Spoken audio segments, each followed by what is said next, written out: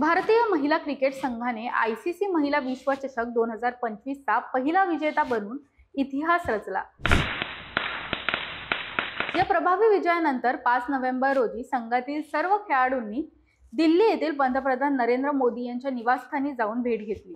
यावेळी खेळाडूंनी पंतप्रधान मोदींसोबत एक फोटो देखील काढला, जो सोशल मीडियावर वेगाने व्हायरल झाला। या फोटोमध्ये पंतप्रधान मोदी हरमनप्रीत कौर आणि स्मृती मंदना यांच्यामध्ये उभे आहेत असं दिसून येत आहे।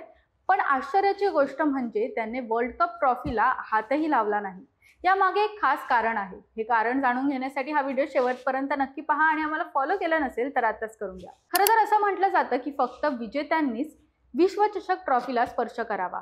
हा पारंपरिक खेळाडूंच्या कामगिरीचा सन्मान आहे। या परंपरेचे पालन करून पंतप्रधान नरेंद्र मोदी यांनी ट्रॉफीला स्पर्श देखील केला नाही आणि खेळाडूंचा पूर्ण श्रेय त्यांना दिलं। जरी देशाचे पंतप्रधानांना विश्वचषक ट्रॉफीला स्पर्श करण्याचा अधिकार आहे, परंतु पंतप्रधान नरेंद्र मोदी यांनी खेळाडूंचा सन्मान करण्यासाठी ट्रॉफीला स्पर्श करणं टाळलं।